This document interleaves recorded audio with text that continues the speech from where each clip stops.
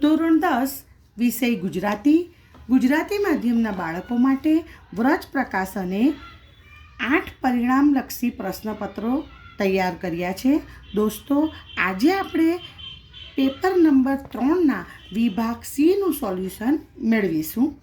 વિભાગ સી વ્યાકરણ વિભાગ છે, જેમાં માંગ્યા પ્રમાણે ઉત્તર લખો. આપેલા વિકલ્પોમાંથી સાચો વિકલ્પ પસંદ કરીને ઉત્તર લખો. પ્રશ્ન નંબર 33. નીચેના શબ્દોની સાચી જોડણી શોધીને લખો.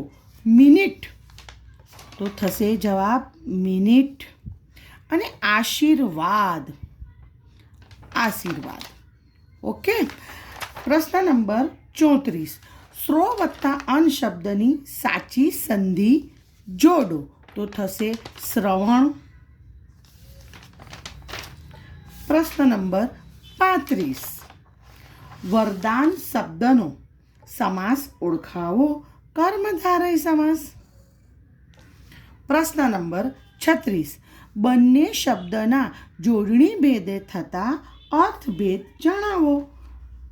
ખચિત એટલે જડેલું, અને ખચિત એટલે થશે અવશ્ય, જરૂર, શ્યોર. પ્રશ્ન નંબર 37. પંક્તિમાંના અલંકારનો પ્રકાર જણાવો. સૂર્ય મંદિરે ગુંજરતો હું ધવલ તેજનો ભૃંગ. હું એવો ગુજરાતી પદ્યમાંથી લેવામાં આવ્યું છે. અહીંયા થશે રૂપક અલંકાર. પ્રશ્ન નંબર 38. પટલાણી શબ્દમાં કયો પ્રત્યય રહેલો છે? પર પ્રત્યય.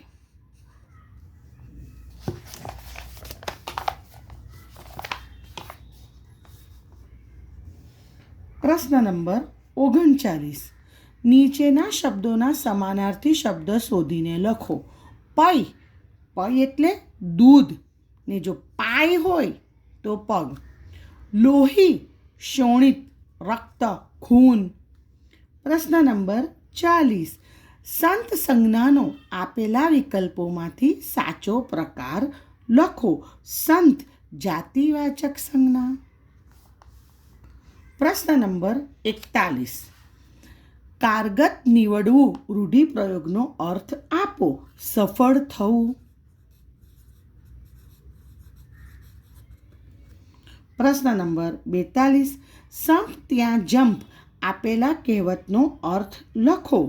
સંપ ત્યાં જંપ. સંપ રાખવાથી સુખ અને શાંતિ મળે છે. સંપ રાખવાથી સુખ અને શાંતિ મળે છે. પ્રશ્ન નંબર 43. નીચેના શબ્દ સમૂહ માટે એક શબ્દ લખો. આંખને ગમી જાય તેવું. નયનરમ્ય. પ્રશ્ન નંબર 44. અમર શબ્દનો વિરોધી શબ્દ લખો. અમરનો વિરોધી મર્ત્ય. પ્રશ્ન નંબર 45. નીચેના વાક્યને કર્મણીમાં ફેરવો. હું એ દિવસના સપના જોઉં છું. મારાથી, તેનો જવાબ થશે મારાથી એ દિવસના સપના જોવાય છે. પ્રશ્ન નંબર 46. ચડવ તળપદા શબ્દનો શિષ્ટ રૂપ લખો. ઘોડીની સ્વામી ભક્તિ. ચડવ એટલે સવાર, ઘોડાના ઉપર સવાર થઈ જાય ને તે ચડવ, સવાર. પ્રશ્ન નંબર 47. નીચેના વાક્યમાંથી વિશેષણ શોધી તેનો પ્રકાર લખો. 8 માઇલ તો કઈ વિસાતમાં ન હતા. 8 સંખ્યાવાચક વિશેષણ. પ્રશ્ન નંબર 48. ખટુ ડોસી મારી સામે ટગર જોઈ રહ્યા હતા. ટગર રીતિવાચક વિશેષણ. રીતિવાચક ક્રિયા વિશેષણ. પ્રશ્ન નંબર 49. હૃદય શબ્દના ધ્વનિ ઘટકો એટલે કે સ્વર અને વ્યંજન છૂટા પાડો. હ વત્તા રૂ વત્તા દ વત્તા અ ને વત્તા ય. વ્યંજનને ખોડા કરવાના, સ્વરને આમ જ રહેવા દેવા. પ્રશ્ન નંબર 50. નીચેના વાક્યની પ્રેરક વાક્ય રચના બનાવો. ભગવાન શ્રી કૃષ્ણ ગોકુળ પહોંચ્યા. તો અહીં થશે વસુદેવે ભગવાન શ્રી કૃષ્ણને ગોકુળ પહોંચાડ્યા. વસુદેવે ભગવાન શ્રી કૃષ્ણને ગોકુળ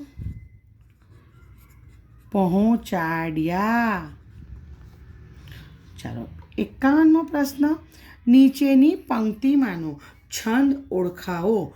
કરતા ઝાડ કરોળિયો, ભોંય પડી ગભરાય, વણ તૂટેલે તાંતળે ઉપર ચડવા જાય. દોહરા છંદનું ઉદાહરણ છે.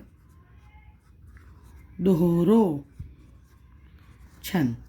પ્રશ્ન નંબર 52. છંદનું બંધારણ જણાવો. મારા કુલ અક્ષર 32 છે. મારા દરેક ચરણના અંતે ગુરુ અક્ષર આવે છે. મારા પ્રથમ અને ત્રીજા ચરણનો 5, 6, 7મો અક્ષર ય ગણ બને છે. તો મને ઓળખો. અનુષ્ટુપ છંદ. દોસ્તો, આશા રાખું છું મારા દ્વારા અપાયેલી આ સમજૂતી તમને ગમી હશે. All the best for exam. By.